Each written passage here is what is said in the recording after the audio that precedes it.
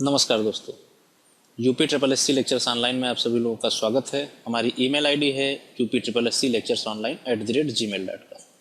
आप सभी लोगों की कोई क्वेरीज है तो आप इस आईडी पे हमसे संपर्क कर सकते हैं या फिर सीधे कमेंट के माध्यम से हमसे जानकारी प्राप्त कर सकते हैं।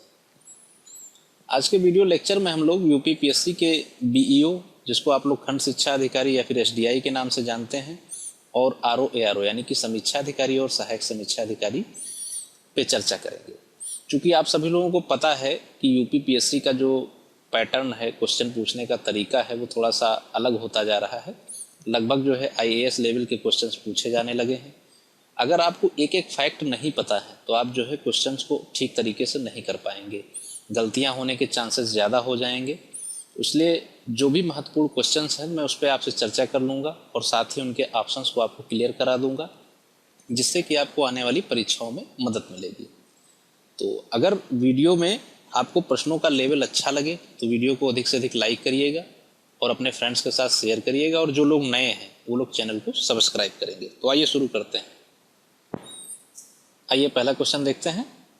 पूछा गया है, निम्न में से कौन भारत में मजदूर संघ आंदोलन से जुड़े थे? ऑप्शन दे रखा है वीपी वाडिया, एनएम जोशी, दांडीराज थेगड़ी, के कामराज, विट्ठल भाई पटेल। नीचे के दिए गए ऑप्शन में से आपको चूज करके बताना है। तो जो भारत मजदूर संघ आंदोलन था यानी कि ट्रेड यूनियन मूवमेंट था, इनमें वीपी वाडिया जी शामिल थे, एनएम जोशी जी शामिल थे, दांडीराज थेगड़ी जी शामिल थे। इनके अलावा ध्यान दीजिएगा, इनके अलावा शिवराज जी शामिल थे और वीवी गिरी जी शामिल थे। इसके अलावा दीवान चमन लाल जी शामिल थे, दीवान चमन लाल। तो यहाँ पे हम लोग देख रहे हैं कि पहला, दूसरा, तीसरा ये तीनों मैच कर रहा है और ये ऑप्शन बी में दे रखा है, यानी कि इसका सही जवाब होगा ऑप्शन नंबर बी। ठीक है। और इसके अलावा थोड़ा सा हम लोग देख लेते हैं वीपी वाडिया जी के बारे में। वीपी वाडिया जी ने जो क्या किया था, इन्होंने मद्रास श्रमिक संघ की स्थापना की थी। कब की थी? 1918 में। एनएम जोशी जी जो थे, इन्होंने ऑल इंडिया ट्रेड यूनियन यानी कि AITUC की स्थापना की थी बंबई में 1920 में, 1920 में। के कामराज जी के बारे में मैं आपको बताना चाहूँगा। के कामराज जी जो है कांग्रेस के अध्यक्ष थे। इसके अलावा जो है तमिलनाडु के सीएम रह चुके हैं, सीएम ऑफ तमिलनाडु। ठीक है, तमिलनाडु के सीएम रह चुके थे। और विट्ठल भाई पटेल जी के बारे में हम लोग देखते हैं। तो विट्ठल भाई पटेल जी जो थे, ये सरदार पटेल जी के जो है बड़े भाई थे। इसके अलावा इनका जो है स्वराज पार्टी की स्थापना में विशेष योगदान था। ठीक है। तो आप लोगों को पता चल गया कि मजदूर संघ आंदोलन में वीपी वाडिया जी शामिल थे, एनएम जोशी जी शामिल थे, दांडीराज थेगड़ी शामिल थे, इनके साथ में शिवराज, वीवी गिरी और दीवान चमन लाल जी शामिल थे। ऑप्शन नंबर 20 का सही जवाब है। नेक्स्ट क्वेश्चन की तरफ मूव कर लेते हैं। अगला प्रश्न पूछा गया है, निम्न में से आधुनिक ऋषि संबोधन किसके लिए है? ऑप्शन दे रखे हैं बाल गंगाधर तिलक, विवेकानंद, महात्मा गांधी, एमजी रानाडे। तो इसका जो सही जवाब है वो आपका है option number D, MG Ranade, यानी कि जस्टिस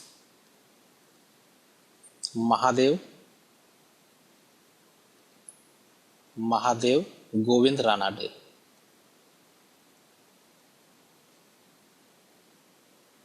अब ये कौन थे? ये एक ब्रिटिश काल के भारतीय न्यायाधीश, लेखक और समाज सुधारक थे। ठीक है, तो आपको पता चल गया ना आधुनिक ऋषि कौन थे? एमजी रानाडे। नेक्स्ट क्वेश्चन देखते हैं। नेक्स्ट क्वेश्चन में पूछा गया है, भारत में आधुनिक शिक्षा के इतिहास में महत्वपूर्ण निम्नलिखित घटनाओं का सही कालानुक्रम क्या है?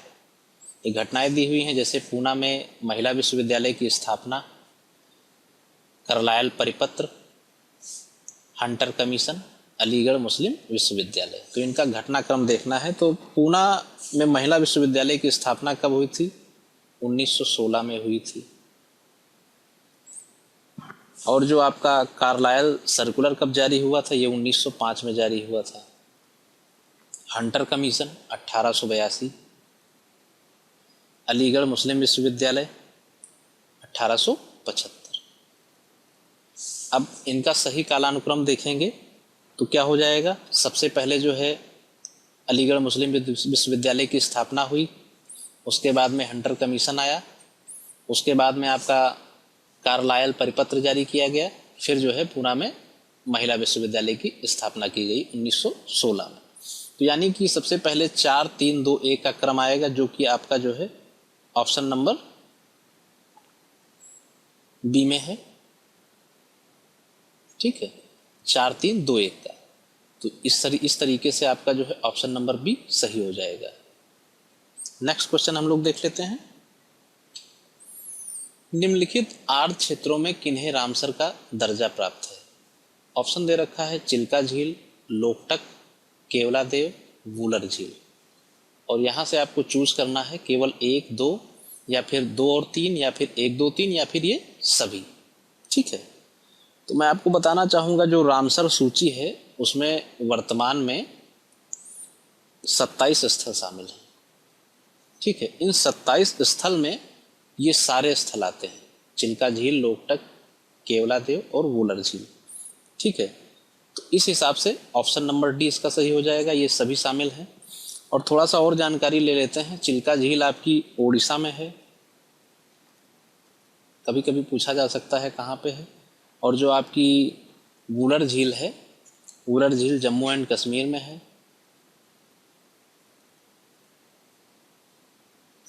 और आपका लोकटक और ये आपका केवलादेव, ठीक है, लोकटक झील और केवलादेव आपका ये दोनों मणिपुर में है।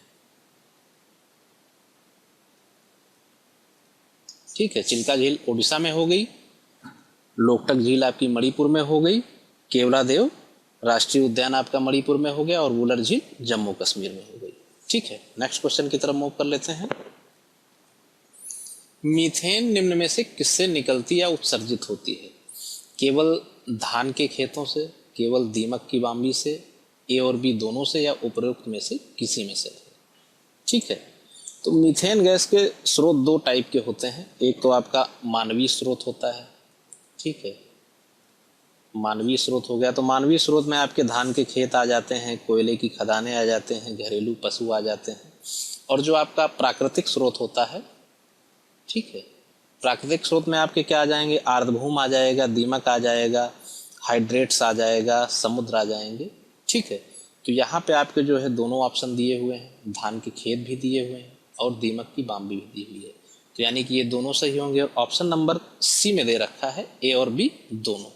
ठीक है, तो इसका जो सही जवाब होगा ऑप्शन नंबर सी होगा। नेक्स्ट हम लोग देख लेते हैं। निम्न में से ओजोन छिद्र के लिए कौन उत्तरदायी है? मीथेन, एसिटिलीन, एथिलीन या फिर क्लोरोफ्लोरोकार्बन? ठीक है, तो मैं आपको बताना चाहूंगा इसका ऑप्शन नंबर डी सही है, क्लोरोफ्लोरोकार्बन। ठीक है, क्लोरोफ्लोरोकार्बन यानी कि CFC। CFC, सी से आपका क्लोरीन हो गया, एफ से आपका फ्लोरीन हो गया और सी से कार्बन हो गया। ठीक है, इन तीनों से ये बनाया जाता है और ये मानव निर्मित पदार्थ होता है जो आपका गैस और द्रव दोनों में पाया जाता है। ठीक है, इसका यूज जो है आपका रेफ्रिजरेटर में हो गया, वातानुकूलित जितने भी यंत्र होते हैं उनमें जो है इनका यूज किया जाता है। और क्लोरोफ्लोरोकार्बन जो है वायुमंडल में ओजोन के क्षरण का एक प्रमुख कारक है। ठीक है, तो ऑप्शन नंबर डी आपका सही है। नेक्स्ट क्वेश्चन देख लेते हैं। यदि आप घड़ियाल को उनके प्राकृतिक आवास में देखना चाहेंगे तो निम्नलिखित में से किस स्थान पर जाना सबसे सही रहेगा? चंबल नदी, पुलिकट झील, दीपर बील, भारतीय वन्यजीव संस्थान? तो आपको बताना चाहूँगा घड़ियालों की ज़्यादातर संख्या जो है भारत में चंबल नदी और जो है गिरवा नदी में पाई जाती है। ठीक है, चंबल नदी और गिरवा नदी में, तो ऑप्शन में आपका चंबल नदी दे रखा है तो यही सही हो जाएगा, ऑप्शन नंबर ए। ठीक है, थोड़ी सी जानकारी मैं आपको देना और चाहूँगा। कभी कभी क्वेश्चन पूछ लेता है कि घड़ियाल का वैज्ञानिक नाम क्या होता है, तो घड़ियाल का वैज्ञानिक नाम होता है गैविलियस गैंगेटिकस। ठीक है, नोट कर लीजिएगा, ये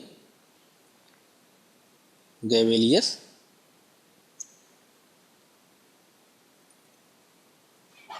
गैंगेटिकस, ठीक है। और थोड़ा सा इसमें भी देख लीजिए, चंबल नदी जो है आपकी एमपी में आती है, ठीक है। गिरवा नदी आप लोगों को पता ही होगा कि यूपी में होती है।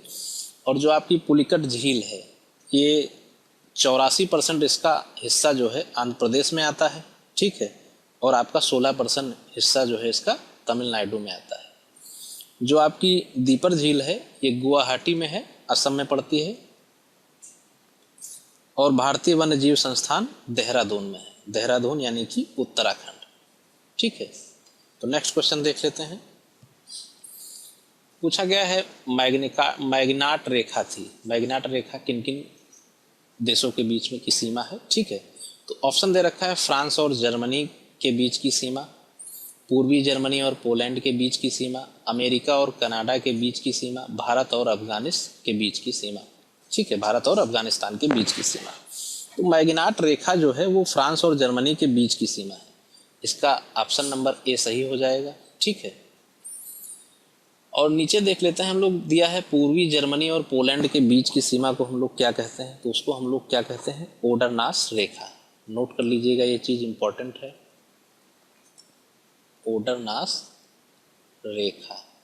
अमेरिका और कनाडा के बीच की सीमा को हम लोग क्या बोलते हैं, 49वीं समानांतर रेखा।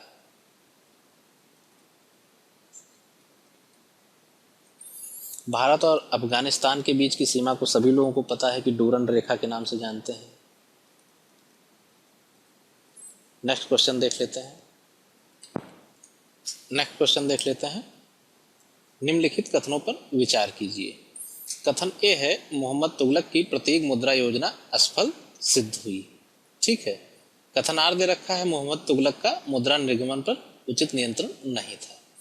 तो सही उत्तर का इसमें चयन करना है। इन दोनों कथनों में कौन सा कथन सही है, कौन सा कथन गलत है, वो देखते हुए इन ऑप्शंस में आपको चूज करना है, ठीक है।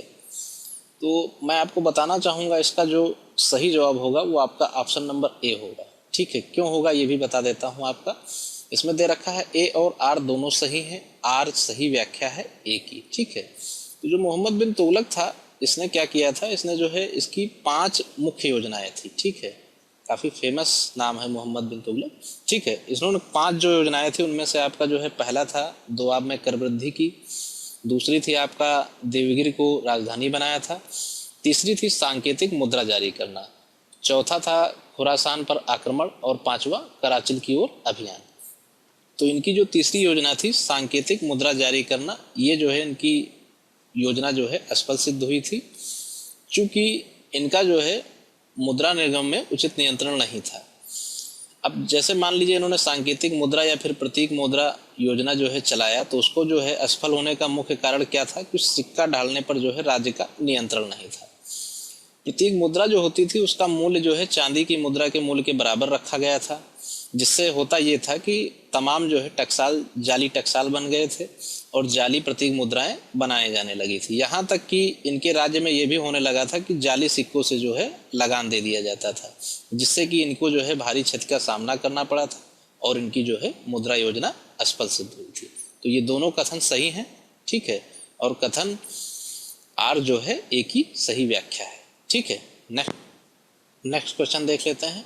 बचाव एवं भोजन पकाने के लिए सर्वप्रथम अग्नि का प्रयोग किसने किया था?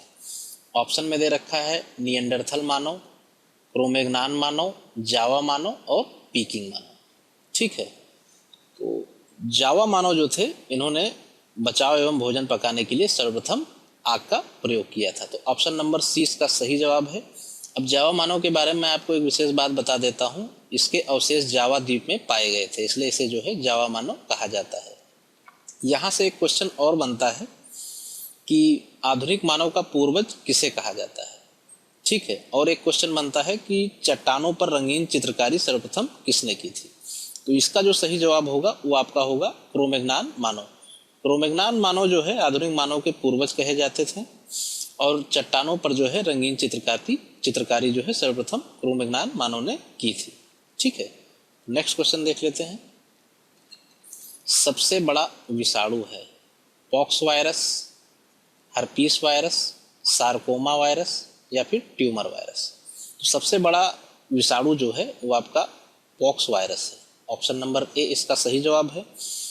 अब पॉक्स वायरस के बारे में थोड़ा जान लेते हैं। जैसे एक होता है चिकन पॉक्स, ठीक है, आप सभी लोगों को पता होगा चिकन पॉक्स, जिसको छोटी माता भी कहते हैं। यह जो है वायरिसेला वायरस से फैलता है। इसमें होता क्या है, शरीर पे छोटे छोटे दाने पड़ जाते हैं और हल्का फीवर आ जाता है।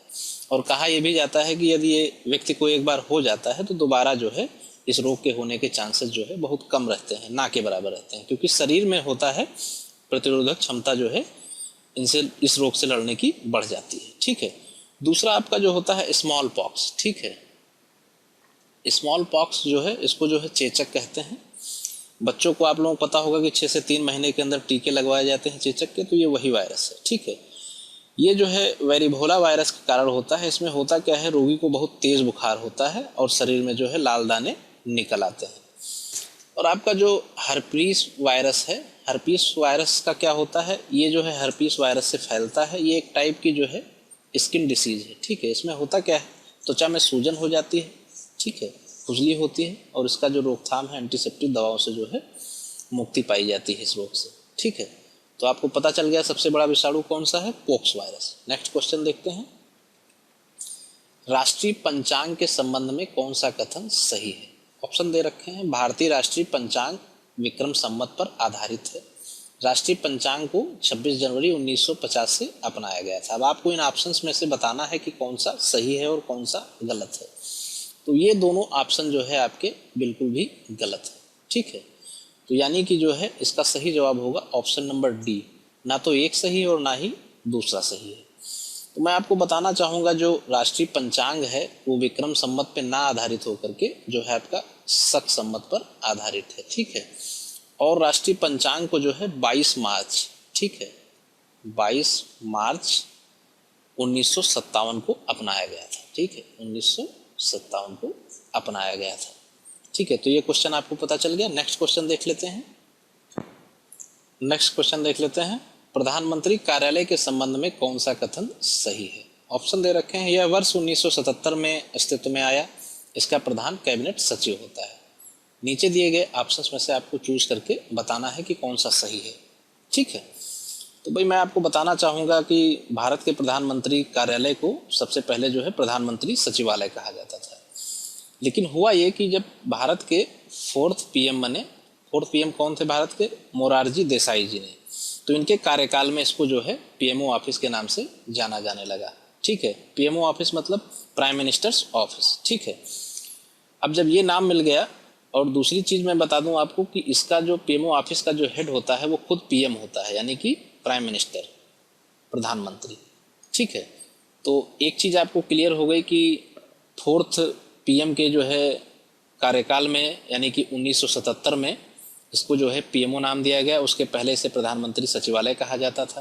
तो यानी कि पहला वाला ऑप्शन आपका सही है, यह 1977 में अस्तित्व में आया था। लेकिन जो दूसरा दिया है कि प्रधान कैबिनेट सचिव होता है, तो ये गलत है। इसका जो प्रधान होता है वो आपका होता है PM, यानी कि खुद प्राइम मिनिस्टर, ठीक है। कैबिनेट सचिव के बारे में आपको बता दूं कि वह जो है कैबिनेट सचिव भारत का सर्वोच्च कार्यकारी अधिकारी और वरिष्ठ सरकारी अधिकारी होता है, ठीक है। वर्तमान में जो है आपके राजीव गौबा जी जो है भारत के कैबिनेट सचिव, ठीक है। तो यहाँ से आपको पता चल गया कि इसका जो है पहला ऑप्शन बिल्कुल सही है, यानी कि ऑप्शन नंबर ए, ठीक है। नेक्स्ट क्वेश्चन देख लेते हैं। संविधान सभा के सम्मुख संविधान की प्रस्तावना का प्रस्ताव किसने रखा? भीमराव अंबेडकर, BN राव, महात्मा गांधी या फिर पंडित जवाहरलाल नेहरू, ठीक है। तो इसका जो सही जवाब है वो आपका है option number D, Pandit Jawaharlal Nehru. संविधान सभा में 13 दिसंबर 1946, ठीक है, 13 दिसंबर 1946 को जो है पंडित जवाहरलाल नेहरू ने एक प्रस्ताव रखा था। उसको हम लोग उद्देश्य प्रस्ताव के नाम से जानते हैं, ठीक है, उद्देश्य प्रस्ताव। तो ये जो उद्देश्य प्रस्ताव पंडित जवाहरलाल नेहरू जी ने रखा था, इसे 22 जनवरी 1947 को जो है पारित किया गया। कब पारित किया गया इसे? 22 जनवरी 1947। ये परीक्षा में पूछा भी गया है कि पंडित जवाहरलाल नेहरू द्वारा उद्देश्य प्रस्ताव कब पारित किया गया, ठीक है। तो ये 22 जनवरी 1947 को पारित किया गया, और आगे चलकर यही उद्देश्य प्रस्ताव ही प्रस्तावना का प्रारूप बन गया, ठीक है। तो इसका जो सही जवाब है वो है पंडित जवाहरलाल नेहरू। नेक्स्ट देख लेते हैं। राष्ट्रपति द्वारा जारी एक अध्यादेश संसद के सत्र शुरू होने के बाद कितने समय तक रखा जाना आवश्यक है? ऑप्शन दे रखे हैं 6 सप्ताह, 8 सप्ताह, 1 माह या फिर 6 माह। तो इसका जो सही जवाब है वो आपका है ऑप्शन नंबर ए, 6 सप्ताह। अनुच्छेद 123(2) के तहत जो है राष्ट्रपति द्वारा जारी अध्यादेश को संसद के सत्र शुरू होने के बाद 6 सप्ताह के अंदर अनुमोदित हो जाना आवश्यक है। ठीक है, नेक्स्ट देख लेते हैं। निम्नलिखित में से कौन एक संघीय बजट की तैयारी और उसे संसद में पेश करने के लिए उत्तरदायी है? राजस्व विभाग, आर्थिक कार्य विभाग, वित्तीय सेवाएं विभाग या फिर व्यय विभाग? ठीक है, तो इसका जो सही जवाब है वो आपका है ऑप्शन नंबर बी, आर्थिक कार्य विभाग, यानी कि डिपार्टमेंट ऑफ इकोनॉमिक अफेयर्स। ठीक है, केंद्रीय वित्त मंत्रालय का आर्थिक कार्य विभाग संघीय बजट की तैयारी और उसे संसद में पेश करने के लिए उत्तरदायी होता है। तो इसका जो सही जवाब है वो आपका है option number B. Next question देख लेते हैं। निम्नलिखित में से किस आंदोलन से गांधी जी संबंधित नहीं थे? असहयोग आंदोलन, सविनय अवज्ञा आंदोलन, होम रूल आंदोलन, भारत छोड़ो आंदोलन। ठीक है, तो आप सभी लोगों को पता होगा कि असहयोग आंदोलन जो है 1920 में और जो है सविनय अवज्ञा आंदोलन जो है 1930 में, और इसके अलावा भारत छोड़ो आंदोलन 1942 में। ये तीनों ही आंदोलन जो है गांधी जी से संबंधित थे। ठीक है, और जो आपका होम रूल आंदोलन था इसके फाउंडर जो है एनी बेसेंट थी, एनी बेसेंट, और जो है बाल गंगाधर तिलक को माना जाता है। ठीक है, ये जो है गांधी जी से संबंधित नहीं था। तो इसका जो सही जवाब हो जाएगा वो आपका हो जाएगा option number C, home rule आंदोलन। नेक्स्ट क्वेश्चन देख लेते हैं। निम्नलिखित में से मेरिनो किस जानवर की उच्चतम नस्ल है? बकरी, खरगोश, भेड़ या फिर भैंस? तो मेरिनो के बारे में मैं आपको बता दूं, मेरिनो जो है ऑस्ट्रेलिया में पाई जाने वाली एक भेड़ की प्रजाति है। ठीक है, इसको जो है गोल्डन फुटेड सीप भी कहा जाता है। ठीक है, गोल्डन फुटेड सीप। उसका जो सही जवाब है वो आपका है ऑप्शन नंबर सी, भेड़। नेक्स्ट देख लेते हैं। सैडलर आयोग किससे संबंधित था? पुलिस प्रशासन, शिक्षा, न्यायपालिका या फिर राजस्व प्रशासन? ठीक है, तो सैडलर आयोग जो था वो शिक्षा से संबंधित था। इसका जो सही जवाब है वो आपका है ऑप्शन नंबर बी। अब सैडलर आयोग के बारे में हम लोग थोड़ा सा ध्यान दे लेते हैं। इसका गठन कब हुआ था? 1917 में हुआ था। क्यों हुआ था? कलकत्ता विश्वविद्यालय की समस्याओं को निदान के लिए। इसका जो नेतृत्व करने वाले कौन थे? Doctor M.E. सैडलर। इन्होंने इसका जो है गठन किया था और इन्हीं के नाम पर इसे सैडलर आयोग नाम दिया गया था। और आपको एक विशेष बात बता दूं, इसमें जो है भारतीय 2 सदस्य भी शामिल थे। ठीक है, तो पहले जो सदस्य थे वो डॉक्टर आशुतोष मुखर्जी जी थे, और दूसरे सदस्य जो थे वो डॉक्टर जियाउद्दीन अहमद थे।